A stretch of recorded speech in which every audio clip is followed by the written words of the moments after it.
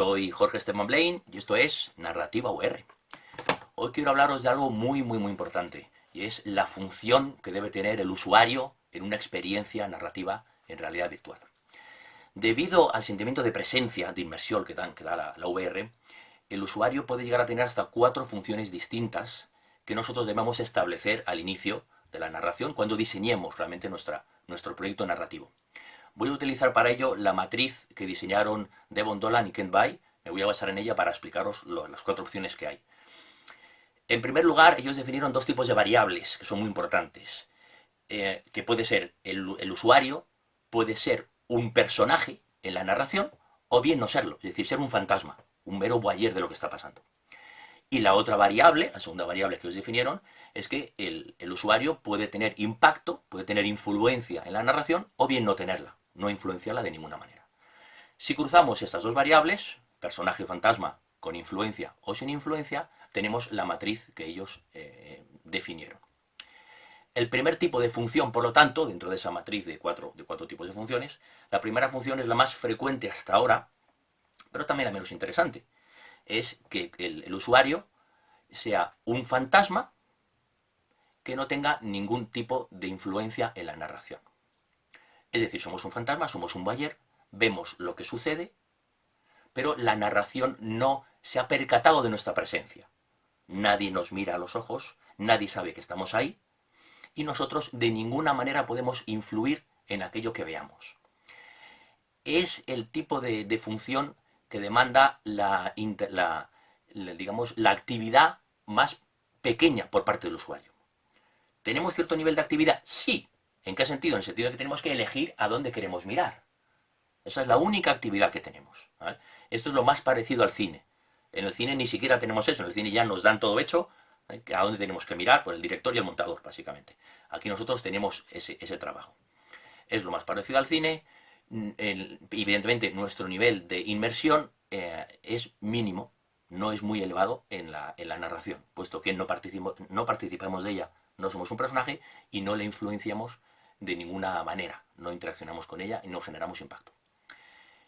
El segundo tipo de personaje que podemos ser ya es un personaje, ya no somos un fantasma, ya somos un personaje y seguimos sin tener influencia en la narración.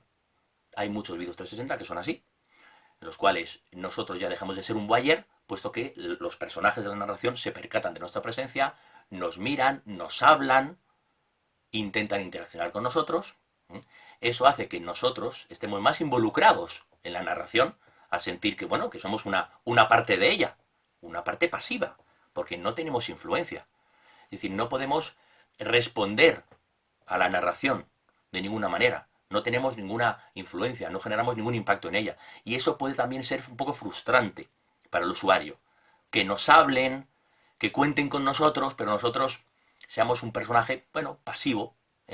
Evidentemente en esa narración no es lo ideal.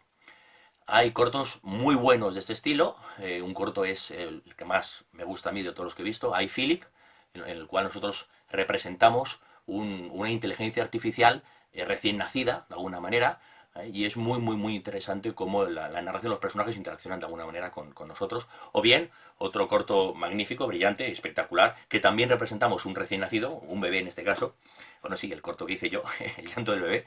Ahí somos un bebé y la narración interacciona con nosotros, incluso el momento en el que la bisabuela intenta darnos la papilla, pero nosotros de ninguna manera influenciamos la narración, no generamos ningún tipo de impacto en ella.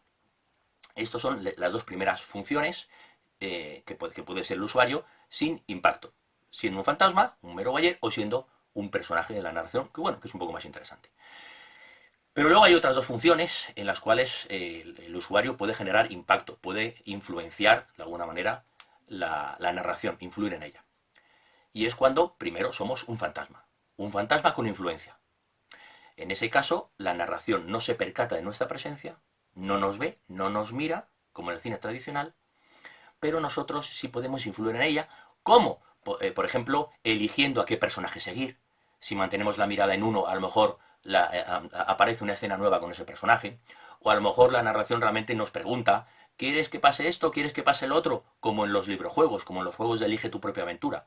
Este es un camino que la realidad virtual aún no ha tomado mucho, ¿vale? Y sí hay a veces narraciones más tradicionales, 2D planas, incluso web series, cosas así, que sí plantean este tipo de juego, pero todavía la VR no se ha decantado mucho por ahí. Es un tipo de narración que a mí no me entusiasma demasiado, porque presupone o necesita más bien un usuario que tome unas decisiones que a lo mejor le superan. Él lo dice, ¿a quién quieres seguir? ¿A tal personaje o a tal personaje? Pues no sé, me da un poco igual, decídelo tú.